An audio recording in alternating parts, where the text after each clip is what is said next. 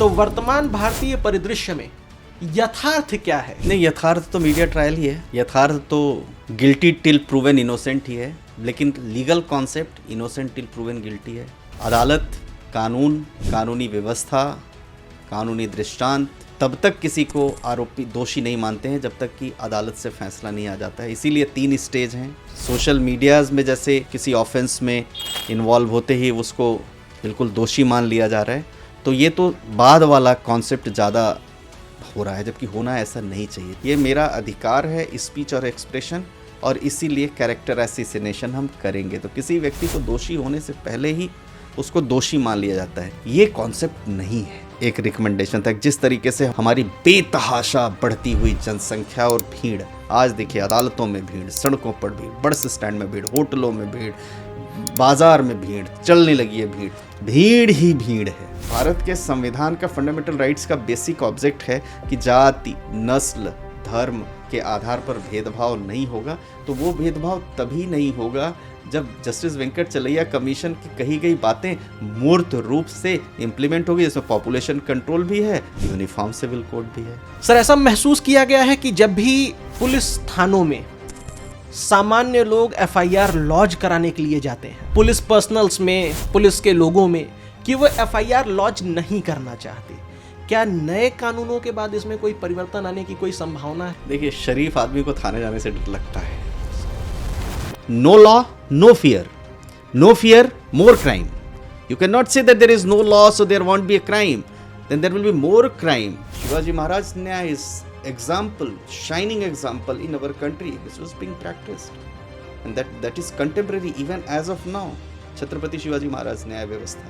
So the Britishers did not bring this law. Britishers, the entire doctrine was in India only. They slightly changed. Hello everyone, I am Pranjal Chaturvedi, and today we have with us respected advocate on record practicing at the Honorable Apex Court of India, Shri Ashwani Dubey sir.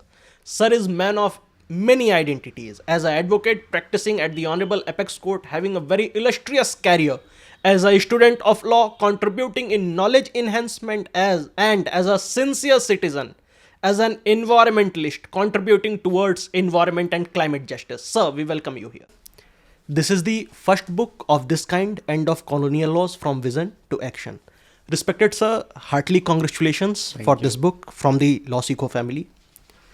Sir, the very preface of this book reads as From Vision to Action, Legislative Initiatives for Just and Equitable Society. Sir, as a student of law, I am willing to know that how these new laws, how these new codes are going to create just and equitable society. Why? You see, the Britishers brought Indian Penal Code. The sole motive at that point of time to maintain the master-servant relationship. They were our masters and we were their subjects. So in order to rule us, the whole idea for bringing the criminal law by Lord Mountbatten was evolved. Even when we got the independence in 1947, after 1947, it took almost 75 years to go away with the law which was brought to rule us. So to why the vision which was seen by the Constituent Assembly members while drafting the Constitution, that we would be having a new law, because we are going away with the colonial mindset. We are going away with the colonial era laws. So we would be having our own laws, but that could not come. 77 times the criminal law was amended, but there could not be a legislation of this kind which could say that colonial era laws gone and the independent sovereign India's law has been formulated. And that is why we say the vision that was seen was converted into action on 1st July 2024 by the visionary Prime Minister, Home Minister and other members of Parliament. Number 2, if you see, after 160 years, many laws had become obsolete, was not relevant, is not relevant, will not be relevant in future. So there was no need to carry out those laws, which was a colonial baggage. So that is why the end of colonial laws, having our own laws, which is able to cater today's problems, today's challenges, and which is based on the idea of justice, not the punishment. Yeah, in the very objectives, it was mentioned when the laws were brought that the objective of these new laws is not going to be retributive and penal justice as the earlier criminal laws were.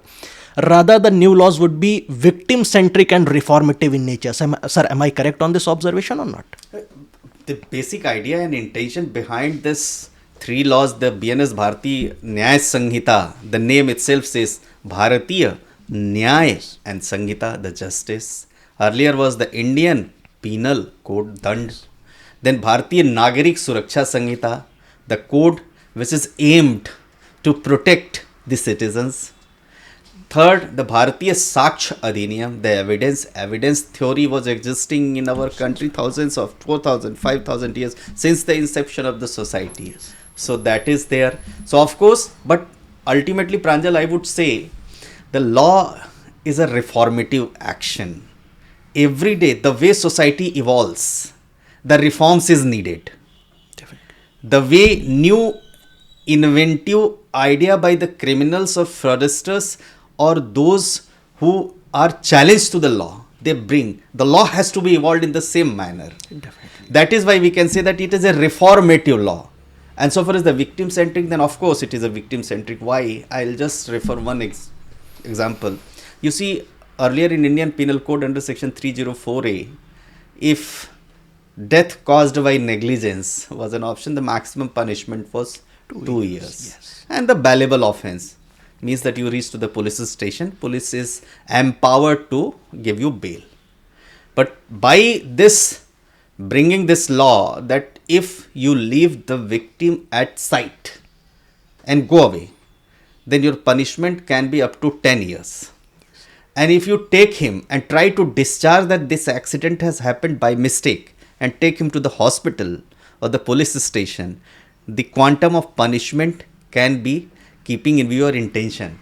So that is what the reformative law, and also the law which was brought by Britishers, that you kill some Indian, you go away with that, because the motor or the cars at that point of time used to be with them only. With elites. With elites. So now I think that idea has gone. The emerging law has come. But since it's a law which has been just implemented from July 1st, 2024, so it will take time. But as rightly said, the reforms is the need of the hour. The system is the need of hour. It's not only law. All associated legal machineries, vis-a-vis the prosecuting agency, vis-a-vis the judicial agency, vis-a-vis the lawyers, all the lawyers, and other associated agencies like the forensic science, etc., that also get advanced. That also deliver their work in a time-bound manner. The investigation is done as soon as possible and submitted to the court for logical conclusion. Courts take as soon as possible the decision considering the evidences available. Appellate system takes early decision. The pendency of the courts is also related. That is why the time is also fixed. But we hope and we are sure, the student of law, the infrastructure will also be improved in the same mode and manner as the law demands. Definitely. Sir, I would be coming on the infrastructure aspect later on in respect of the vision that the government of the day was having when it enacted these laws. Sir, the first chapter of the book reads as why law are essential for the society. There is a debate in the elite circle or in the circle which has allegiance to a particular kind of ideology that whether there should be law or there should not be law. So there is a kind of thought which believes that the ultimate goal has to be stateless and lawless society without law. So, sir, why the allegiance and following abidance by the law is essential to make the society just? Just and equitable society, as the notion you said, is required for civilization for practice of civilization in a smooth way, and in order to cater the free, fair society where the criminals, if they commit any offense, they will be subjected, and there is a fear of law. Because if no law, no fear. No fear, more crime. You cannot say that there is no law, so there won't be a crime. Then there will be more crime. Why I am saying? You see, now the advancement of laws, the way cyber crimes are being committed, and the perpetrators of crime are out of the reach of the police or prosecuting agency. Why? Because the way criminals are evolving, the way criminals are using technology to commit crime, that way the law is not evolving. Definitely. That would be just an equitable society and just an equitable law which would be able to cater those offenses, that in the same way our parliamentarians takes an action. Like why? When information technology was brought, thereafter challenges, you see the cyber criminals sitting in various parts of the country by using the internet or the digital devices as a tool, started cheating people, fraudsters started committing crime. Then certain amendments were brought in the Information Technology Act. Then the social media applications, MNCs which operate in this country, like earlier was Twitter, Facebook, LinkedIn, and there are a lot of things, but they were not amenable to the country. Then the intermediary guidelines were brought. Thereafter, you see the deep fake and artificial intelligence came. So challenges, digital arrest, etc. But there is no law. How will you deal them? How will you catch them? Somebody is sitting outside country. Somalia, somebody is sitting. Cambodia, somebody is sitting. Dubai, somebody is sitting. And committing crime. Digital arrests, the things like digital arrests are happening. People's money is going. So the law has to be evolved in the same manner. That is why I say, for a fearless society, for a justice-oriented society, for a society where there is no crime, we have to have a law. Law, this is evolving in the same manner. And not only the law enforcement officers, law enforcement personnel, they should also be equipped and knowledgeable in the same manner, so that they may face the challenges and can bring the perpetrators of crime to the justice, before the court of law, and a person who is the victim of the circumstances is getting justice. It's not that offender should be punished. The money or other valuables which is taken away by them, that should also be recovered. Then only we can say that justice has been delivered. For that also, certain the doctrines are required to be implemented. Definitely. Victim restitution has to be there, as far as I got from your answers, sir. And it has been felt and seen that lawless societies are way more corrupt to the comparison where there exists law and rule of law. Sir, practicing at the Honorable Apex Court of India and having a terribly busy schedule, this book came incredibly early. So what was the factor that inspired you to come with such a seminal work at such an early stage? Yeah, yes. Pranjal, see, it's a noble work done commendable work done by our parliamentarians. It was a thought that we should have a unified law. Why? In Jammu Kashmir, before abrogation of Article 370, there was a Ranveer Penal Code. Yeah. Yes. So the concept of one nation, one law was not being fulfilled. One nation, one criminal law was not being fulfilled. There was a Ranveer Penal Code, and rest of the country was the Indian Penal Code. So the whole idea to have a one nation, one law, means unified country, was not there. So when our Honorable Prime Minister, while speaking in a gathering, said that we will go away with the colonial baggage. Yes. That time, certain discussions were going on, law was being framed. So for others, I thought that there has to be some document. If they read tomorrow, after 10 years, 15 years, it will be just like a law was changed. Colonial laws went away and new laws were brought into effect. And the India's own law is being practiced. But why there was a need? Why there was a Macaulay versus today's law? Independent India. So that was the the thought in my mind that at least our students, law students, our upcoming legal champions, if they will try to see that why in 2024 the law which was existed for 160 years and was being practiced throughout the country except the state of Jammu and Kashmir was changed all of a sudden. Was there a pious intention, good intention of the ruling dispensation, or there was some bad intention?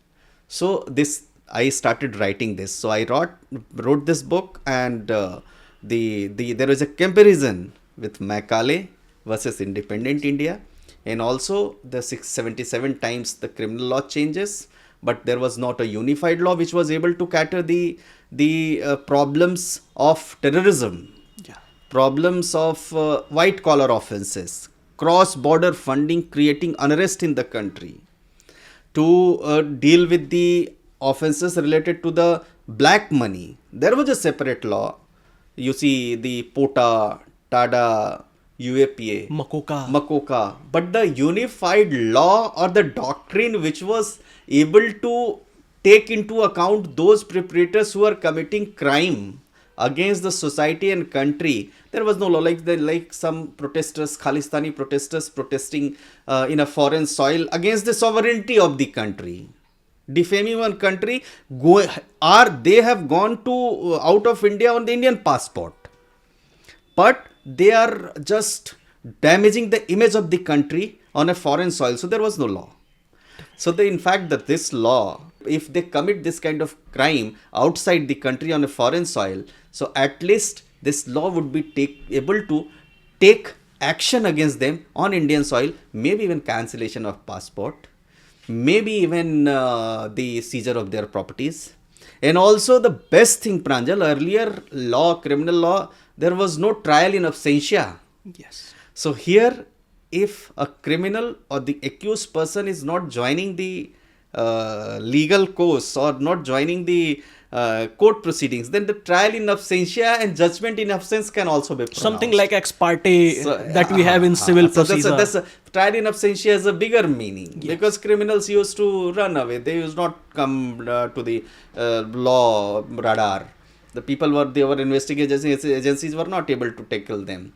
So, but that at least trial in absentia will be there. So, in future, the people like Mehul Choksi and the Vijay Mallya and other fugitive criminals, we should say, offenders who leave country, at least they should be subjected to the trial, and action can be taken against them. So a person about whom today it has became a buzzword, Macaulayan Penal Code, a person having Anglo-Saxonized approach with a Eurocentric vision.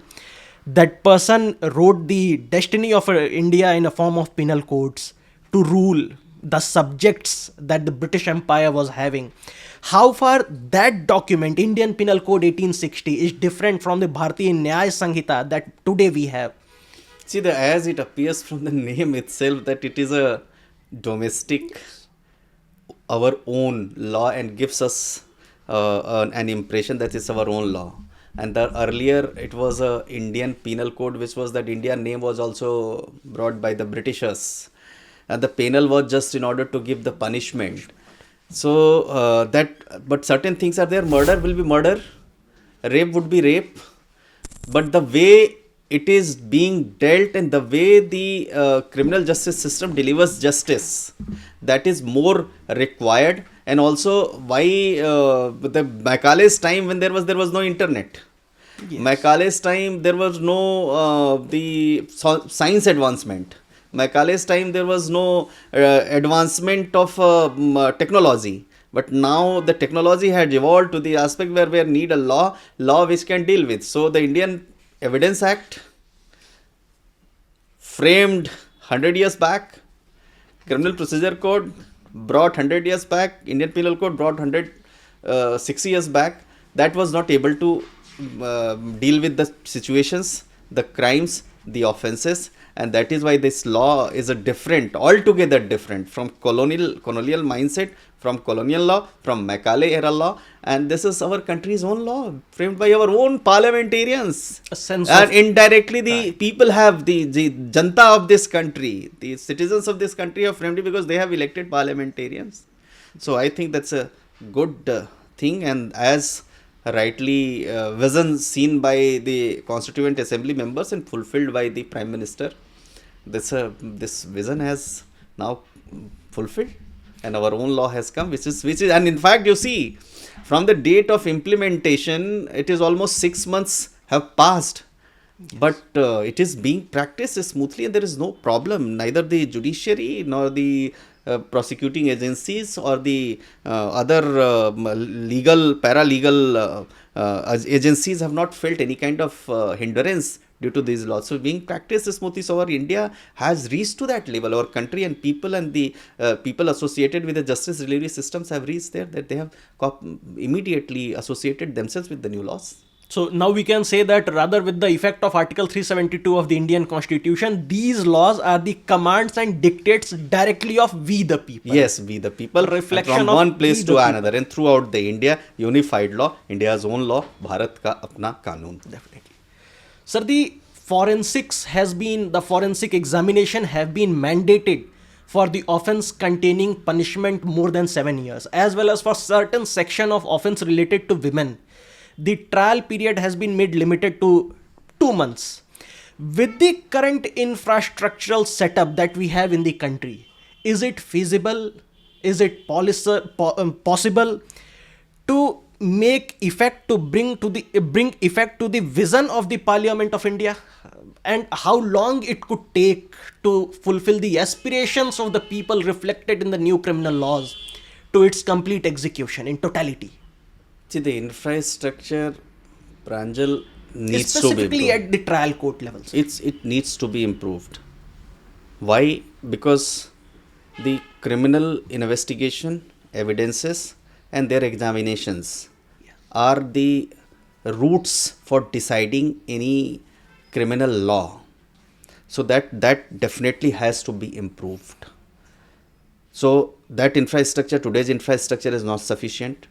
We must admit it, but we are sure that as the Chief Justice of India and the Chief Justice of High Court, Law Minister, and the government is taking the cognizance to the fact that we have to improve the infrastructure of judicial system, judicial agencies associated with justice delivery system throughout the country. Current infrastructure is not enough, but that has to be improved. That is improving day by day. That is, reforms are need of the hour. The second thing which you say about the 7 years, so far as the offense of where the punishment is 7 years and more, the forensic examination in that cases, that is also required because we don't live in a police state. Definitely. And if we don't live in a police state, then there has to be all possible investigation and evidences which can prove that the person is guilty or not guilty.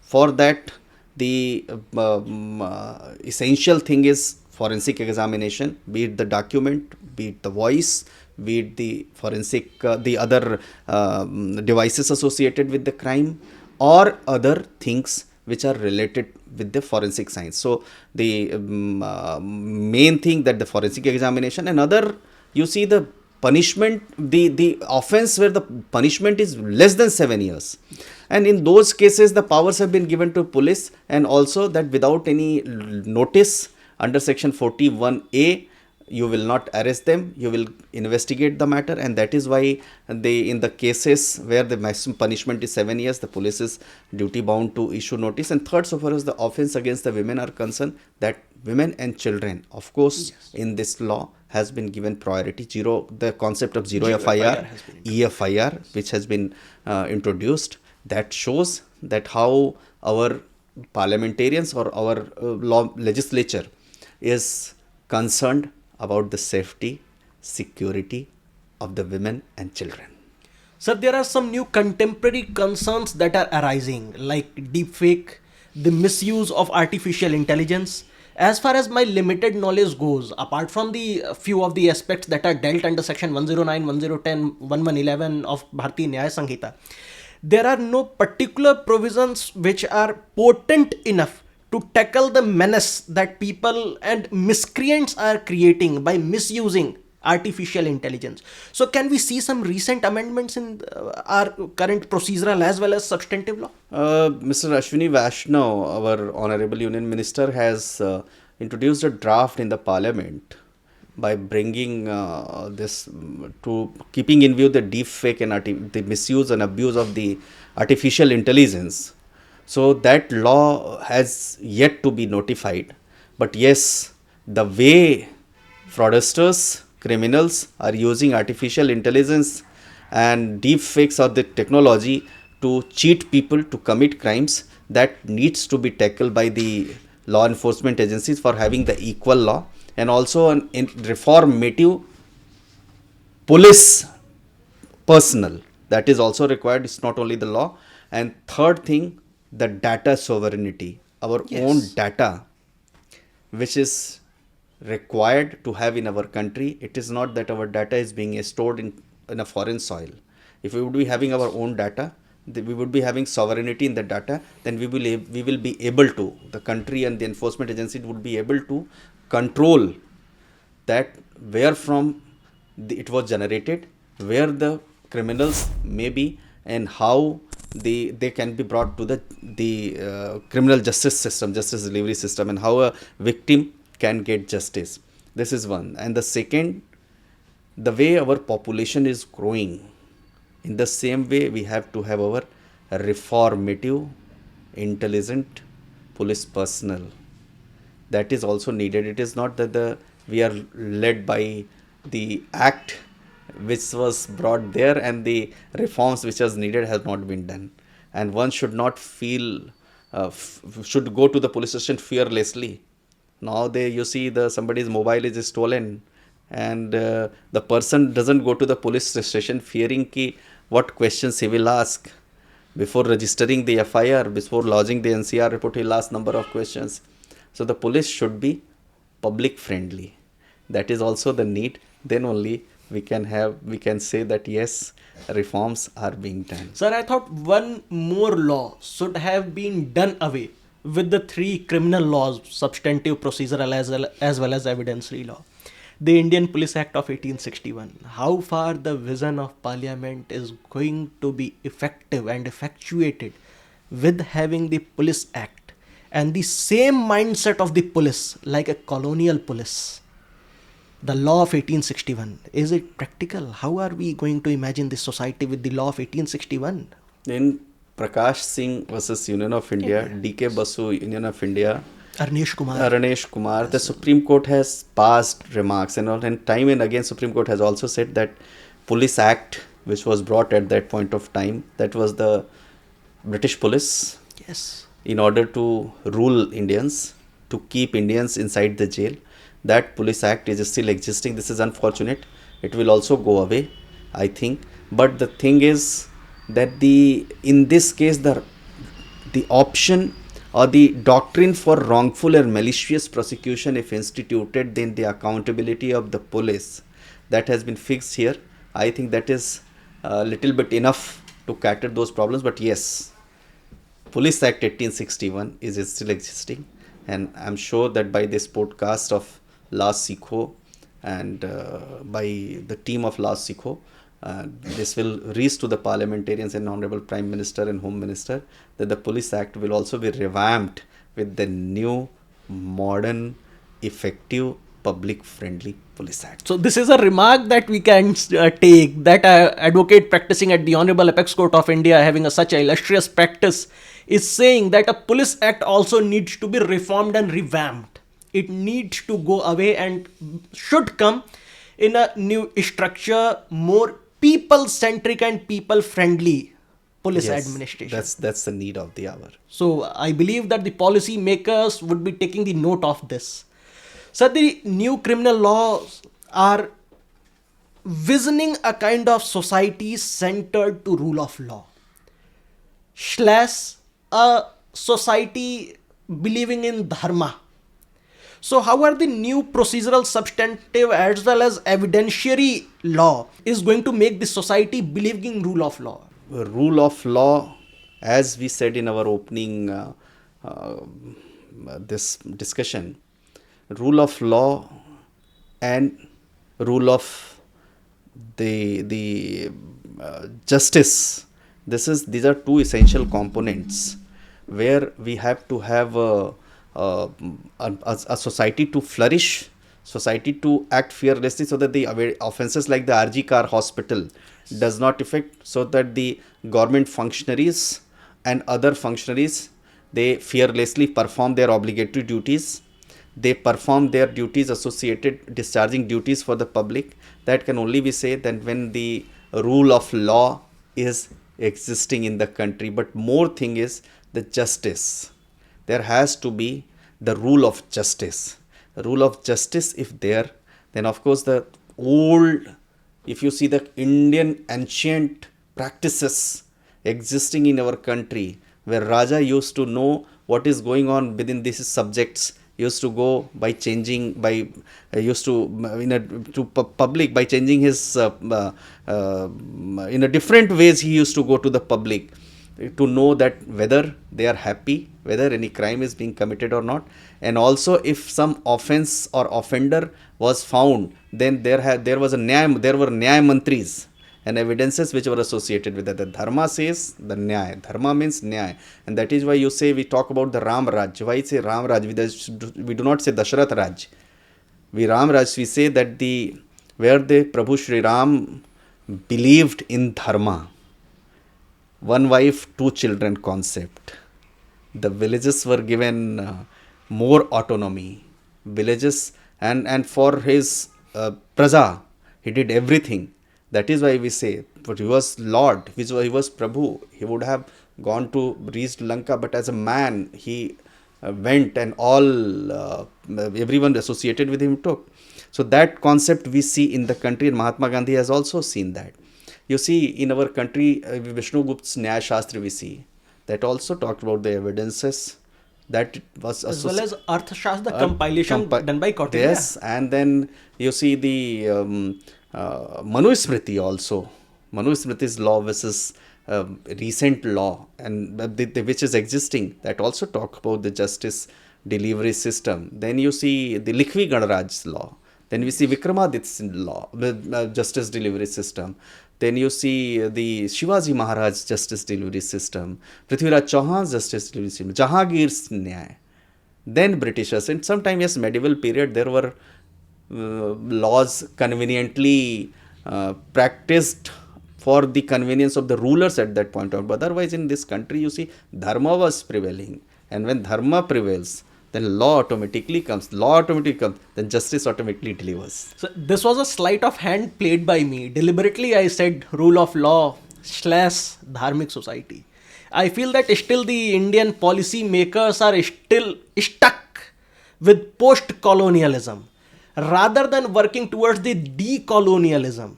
Like the South Africa Annibal Quizano Indian scholar Mino Masani, they talks about decolonialism, revamping the institutions and making the institutions more Indianized, indigenous, having indigenous roots. So why still we feel that everywhere we feel that there is a rule of law, it could be written dharma, justice, it could be replaced with nyaya. So why not decolonization? Still stuck with post-colonialism. Why is it so, sir? Mindset is colonized. We should not say that the institutions are colonized. Okay, yes. So mindset has to be changed. Britishers did not bring anything from Europe to rule us. Everything was here only. This law was not brought by them from Queen Victoria to rule us.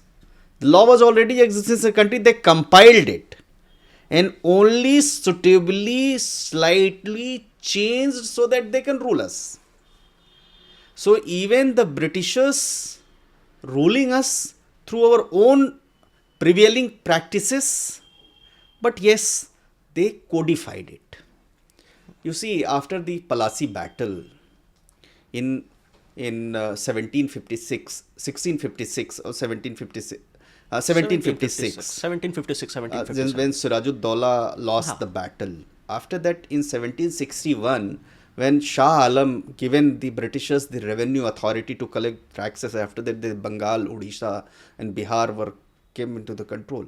From that time, 1761, in fact, the Britishers also took 100 years to bring this law. 1860 means even the law, and that was existing in our country. There was no crime.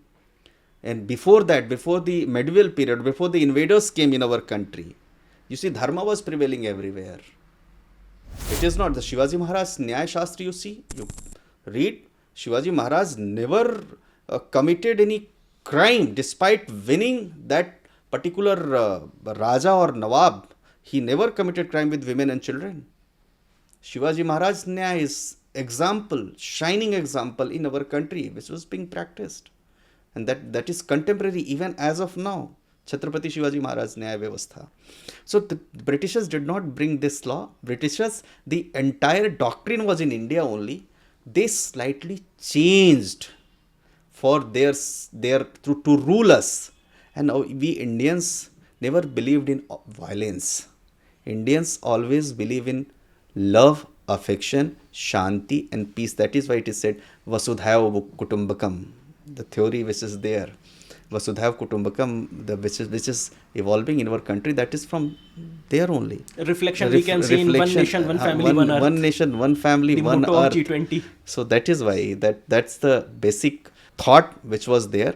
But yes, the damage which has been caused by Britishers, and as of now you see what is happening in Europe, that is the dharma is returning everything to them. Sir, it was a very enlightening conversation. Sir, I would like to, for our students, the students that feel connected with the LawSikho, for our viewers, coming from a very generous background, as a first generation lawyer, you established a very illustrious practice at the Honorable Supreme Court of India as well as Delhi High Court, along with contributing for the academic cause through the books like End of Colonial Laws and Article 32.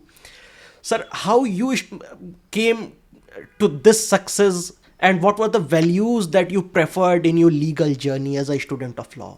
So for our students, yes, the students so that see LawSikho. See, I congratulate to LawSikho that they are taking my interview, and it's a very prestigious, very known portal, LawSikho, which is giving the valuable information to the lawyers, to the law students and those who want to know the recent developments in legal field. Yes, indeed, I am very, it belong to a rural background, that is Singrauli, which is 1,000 kilometers away from here.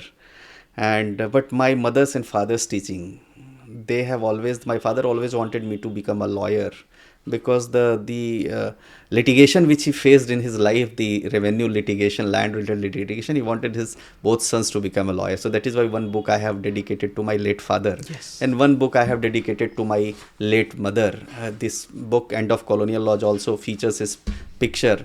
My late father has just taught me all these things. That is why. And I must say to the law students, law is a very emerging field. Law is very interesting field.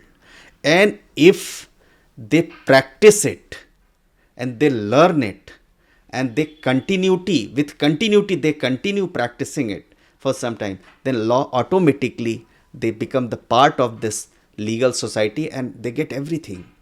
This profession has given me name, fame, the stability, financial stability, the legal stability, and also people are associated with me. Juniors, paralegal staff, they all are associated. So they can also become this kind of champion. So they should believe that our Indian legal system is best legal system in the country, where Kasab also gets trial, despite knowing that he has committed crime. So we all are lawyers, and lawyers, you see the Constituent Assembly members, out of 389, maximum were lawyers only. Even when the Article 370 was going on, Shri Arun Jaitley ji played a pivotal role into it. Very simple.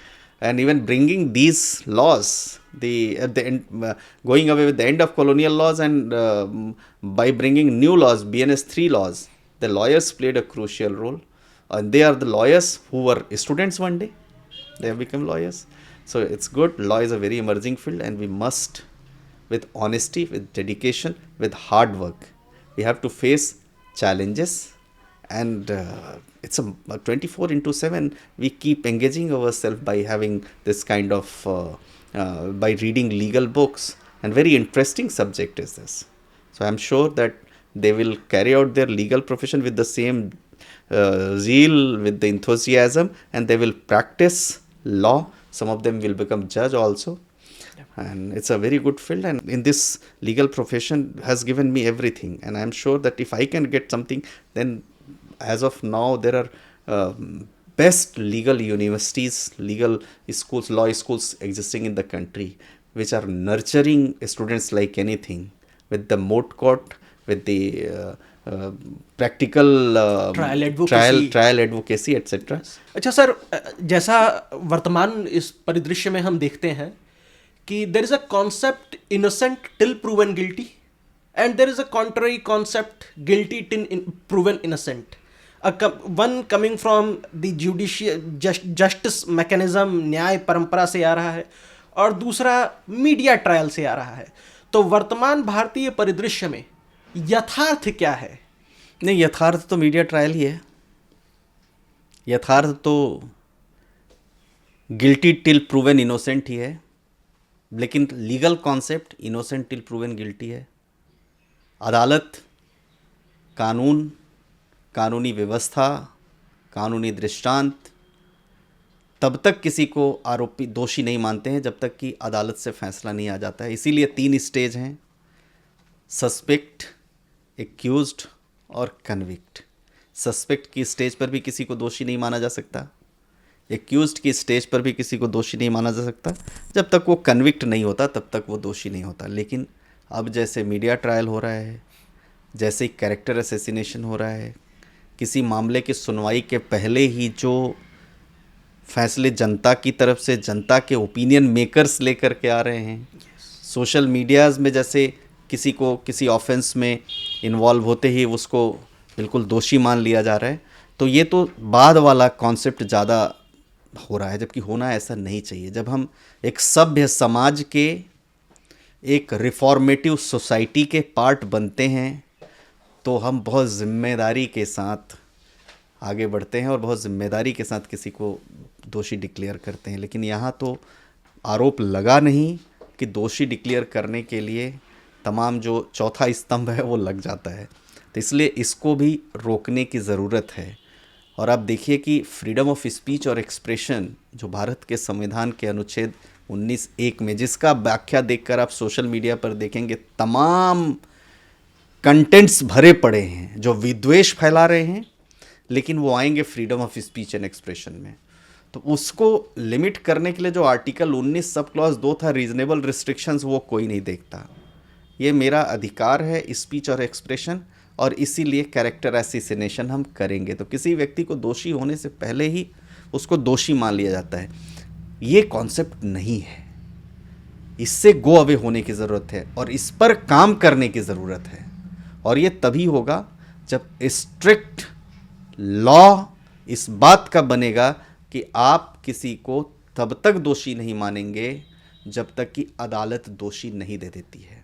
और तभी ये concept चरितार्थ होगा कि innocent till proven guilty. वरना तो FIR दर्ज हुई नहीं कि गिल्टी टिल प्रूवन इनोसेंट का कॉन्सेप्ट चल पड़ता है. इसके लिए पहले स्तंभ को भी, दूसरे स्तंभ को भी, तीसरे स्तंभ को भी और चौथे स्तंभ को भी, सबको जिम्मेदारी से पालन करना पड़ेगा. यानी कि मीडिया ट्रायल न्याय व्यवस्था के लिए एक चुनौती है. इस पे कैसे नियंत्रण पाया जाए और इसको कैसे संचालित किया जाए, इसके लिए न्यायपालिका को भी कई बार ऐसा देखा गया है कि संघर्ष करना पड़ता है. और farmer my Lord chief justice DY Chandrachud ने इस बात को कई बार उल्लेखित किया कि मीडिया के माध्यम से दबाव बनाने की कोशिश की जाती है. उन्होंने फ्रीडम भी बहुत दिया मीडिया को. हाँ, उन्होंने मीडिया को रिपोर्टिंग के लिए बहुत किया. भाई, मीडिया का जो काम है रिपोर्टिंग करना, वो तो काम करेंगे ही रिपोर्टिंग, तो वो तो हमेशा फ्रीडम के पक्षधर थे. लेकिन एक बात ये ज़रूर है कि किसी भी न्यूज़ को सेंशनलाइज करने के लिए मीडिया जो है बहुत उसमें महत्वपूर्ण रोल प्ले करता है। तो और इसीलिए जो है वो बात आगे तक पहुंच जाती है लोगों तक। तो अब वो ज़रूर रेगुलेट करने की ज़रूरत है। उसके लिए रेगुलेट ऐसा आशा करते हैं पार्लियामेंट और कोर्ट्स जो है उस पर एक्शन लेंगी और पास करेंगी जजमेंट्स। सर, एक डिबेट जो छिड़ती है कई बार संविधान को लेकर के, एक ऐसी इमेजरी, एक ऐसी वृत्ति क्रिएट कर दी गई कि a document is infallible in nature, कोई त्रुटि ही नहीं हो सकती। सामान्य रूप से रिलीजियस स्क्रिप्चर्स के लिए, धार्मिक डॉक्यूमेंट्स के लिए ऐसा देखा गया है कि इनफेलिबिलिटी क्रिएट कर दी जाती है। जस्टिस वेंकटचलैया कमेटी कॉन्स्टिट्यूट की, अटल बिहारी वाजपेयी जी प्रधानमंत्री थे उस समय, संविधान को एक बार पुनः देखने के लिए। ऐसा माना जाता है कि संविधान is also, constitution is also coming from a colonial baggage. Laski was the tutor of our one of the former prime ministers. तो क्या उस कॉलोनियल बैगेज से जो संविधान निर्मित है, क्या उसको भी एक बार पुनः देखने और विचार करने की आवश्यकता है क्या?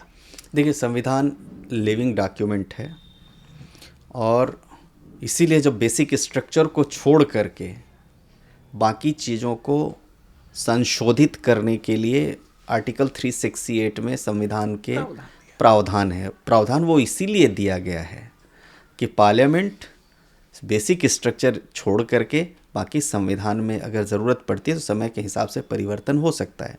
और इसीलिए देखिए 105वां अमेंडमेंट जब आया, जब EWS रिजर्वेशन आया 10%, तो वो जब संविधान बना उस समय नहीं था, क्योंकि उस समय दो ही तरह के रिजर्वेशन थे, SC/ST रिजर्वेशन, लेकिन EWS रिजर्वेशन आया, विमेन रिजर्वेशन भी आया, तो वो तभी संभव हुआ कि जो संविधान में नहीं था। तो संविधान को देखा जा रहा है, संशोधन होते जा रहे हैं नई नई चीज़ों के हिसाब से, जैसे जैसे सोसाइटी इवॉल्व कर रही है वो आगे बढ़ता जा रहा है, चलता जा रहा है। अब वक्फ एक्ट में भी जैसे संशोधन की बात चल रही है, वन नेशन वन इलेक्शन की बात चल रही है, जो संविधान में संशोधन की ज़रूरत है, तो वन नेशन वन इलेक्शन का कॉन्सेप्ट आएगा। फिर वेंकटचलैया के, जस्टिस वेंकटचलैया का आपने बहुत अच्छी बात कही, वेंकटचलैया कमीशन जब बना था तो उसमें इतनी रिकमेंडेशन, उसमें पॉपुलेशन कंट्रोल बिल भी एक रिकमेंडेशन था। जिस तरीके से हमारी बेतहाशा बढ़ती हुई जनसंख्या और भीड़, आज देखिए अदालतों में भीड़, सड़कों पर भीड़, बस स्टैंड में भीड़, होटलों में भीड़, बाज़ार में भीड़, चलने लगी है भीड़, भीड़ ही भीड़ है।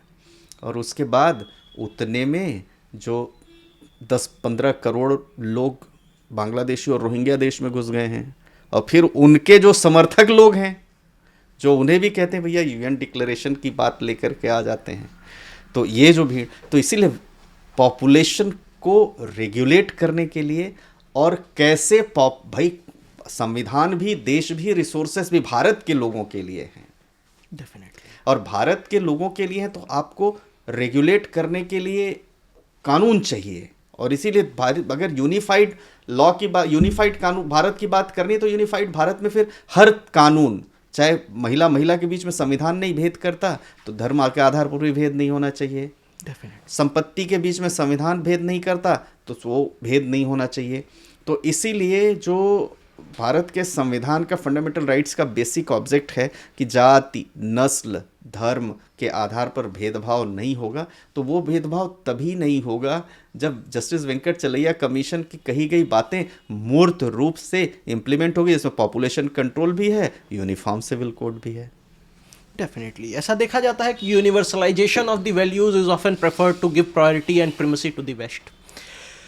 सर, ऐसा महसूस किया गया है कि जब भी पुलिस थानों में सामान्य लोग FIR लॉज कराने के लिए जाते हैं, तो सुप्रीम कोर्ट की गाइडलाइन होने के बावजूद एक सेंस ऑफ रिलक्टेंसी देखी जाती है पुलिस पर्सनल्स में, पुलिस के लोगों में, कि वो FIR लॉज नहीं करना चाहते। क्या नए कानूनों के बाद इसमें कोई परिवर्तन आने की कोई संभावना है, या प्राकृतिक रूप से धरातल की स्थिति यही होने वाली है कि पुलिस जो लोग थानों में FIR लॉज कराने जाएं उनको डांट करके भगा दे, उनको डीह्यूमनाइज और एब्यूज, मिसट्रीट करके उनको थानों से भगा दिया जाए? तो कोई परिवर्तन संभव है, या यथार्थ और फिर एक बार टेक्स्ट में अंतर दिखेगा? देखिए, शरीफ आदमी को थाने जाने से डर लगता है। शरीफ आदमी को सही काम करवाने के लिए एफआईआर दर्ज करवाने जाने में भी थाने जाने से डर लगता है। तो दो ही तरह के लोग हैं, या शरीफ लोग हैं या बदमाश लोग हैं। तो शरीफों को डर लगता है तो थाने जाने से डर किसको नहीं लगता, ये बात तब समझ में अपने आप आ जानी चाहिए। दूसरा बड़ा छोटा सा उदाहरण आप देखिए, अभी आपका मोबाइल चोरी हो जाए और आप अगर थाने चले जाइए तो ये जुरिस्डिक्शन का जो खेल होता है, और 4 घंटे आपको एक एनसीआर कटवाने में जो लगाना पड़ता है, और एसएचओ साहब तक की परमिशन, जो पुलिस का कांस्टेबल नीचे बैठा जो कि तुरंत एनसीआर काट के आपको दे सकता है, आपकी मिसिंग की रिपोर्ट लिख सकता है, वो नहीं करता है। वो तो चेंज होने की ज़रूरत है। ये तो 1861 के पुलिस एक्ट की जैसी बात अभी आप कह रहे थे, वो बिल्कुल वही पुलिसिया अंदाज तो वही है, उसको तो चेंज होने की ज़रूरत है जब हम सही मायने में कहते हैं। अब इस कानून में अगर इन्वेस्टिगेशन सही टाइम बाउंड मैनर में कंप्लीट नहीं हुआ तो क्या लाइबिलिटी होगी? रॉन्गफुल मेलिशियस प्रोसिक्यूशन, यानी अगर कोई इन्वेस्टिगेटिंग ऑफिसर किसी निर्दोष के खिलाफ षड्यंत्र करके, सबूत डिज़ाइन करके, सबूत बना करके उसके साथ अगर जो है उसको दोषी बनाता है, तो और वो बाद में बरी हो जाए, तो उस शैडी रॉन्गफुल मेलिशियस प्रोसिक्यूशन के लिए उस ऑफिसर के खिलाफ क्या कार्रवाई होगी, ये बनेगा जब तक नहीं, तब तक बैलेंस सोसाइटी में नहीं आएगा। इसलिए ये बैलेंस होना ज़रूरी है। और ड्रैकोनियन लॉ का जो अब्यूज़ और मिसयूज़ हो रहा है, वो भी ख़त्म होना ज़रूरी है। और जेंडर न्यूट्रल लॉ और जेंडर न्यूट्रल सोसाइटी, जहाँ सबको, महिला पुरुष ट्रांसजेंडर सबको जो है बराबर अधिकार हो। ये नहीं कि एक पर्टिकुलर जो है आप सेंट्रिक हो गए हैं किसी एक उसके लिए, आपको जेंडरल न्यूट्रल, एक जेंडर के बजाय जेंडर स्पेसिफिक होने के बाद जेंडर न्यूट्रल लॉ लेकर आना पड़ेगा। तब अब जस्ट, इक्विटेबल, फियरलेस जस्टिस से चलने वाली सोसाइटी की बात कर सकते हैं। अब संविधान के जो उसकी बात आती है, देखिए भारत का संविधान, सर सीवी राव के भी कंट्रीब्यूशन है, कमलापति त्रिपाठी का जो कंट्रीब्यूशन है, जो सेठ गोविंदास का कंट्रीब्यूशन है, सरदार पटेल का कंट्रीब्यूशन है, जो डॉक्टर अंबेडकर का कंट्रीब्यूशन है। 389 मेंबर्स थे कॉन्स्टिट्यूट के मुंशी 389 और 11 महिला, जो इसमें सरोजनी नायडू, राजकुमारी अमृत कौर और श्यामा प्रसाद मुखर्जी, सब तमाम लोग थे। उन सब के भी जो हमारे संविधान निर्माता थे, उनका भी कंट्रीब्यूशन है। उन सब ने अलग अलग जो बातें कही हैं, वो सब भी जनता के बीच में आने की ज़रूरत है। संविधान तो बन के तैयार हो गया और निश्चित तौर पर पूरे देश दुनिया में भ्रमण करने के बाद जो है ये संविधान बना। और इसीलिए सर राव के लिए, जो वीएन राव के लिए, जो डॉक्टर अंबेडकर ने एक बात कही थी कि मेरे अलावा अगर इस संविधान को बनाने का श्रेय किसी को जाता है तो सर वीएन राव को जाता है। तो सर वीएन राव के लिए भी, उनका भी जो इक्वल कंट्रीब्यूशन है वो भी आना चाहिए। और तभी जो है हम कह सकते हैं कि, और संविधान लिविंग डॉक्यूमेंट है, परिवर्तनशील है। जहाँ लगता है कि यहाँ पर कॉलोनाइजेशन जैसी, कॉलोनियल बैगेज जैसी चीज़, उसको हटाने की भी ज़रूरत है। इंडियनाइजेशन उसका भी होना चाहिए अगर ज़रूरत पड़ती है तो। और पुलिस के बारे में सर, मैं एक बड़ी छोटी सी क्लिप थी देख रहा था कि अगर कोई person union public service commission exam qualify करके आईपीएस रैंक पाता है और जब उसके घर पे भी शुरू में पुलिस आती है तो उसको डर लगता है कि अरे ये क्यों आए हैं। तो ऐसी छवि बन गई है, ऐसी एक इमेजरी कंस्ट्रक्ट हो गई है। So they can do wonders. Sir, it was a wonderful experience talking to you, sir. It was really enlightening and enriching on behalf of LawSikho. We thank you to be with us. Thank you, sir. Thanks a lot. Thank you so much. Thank you, Pranjal.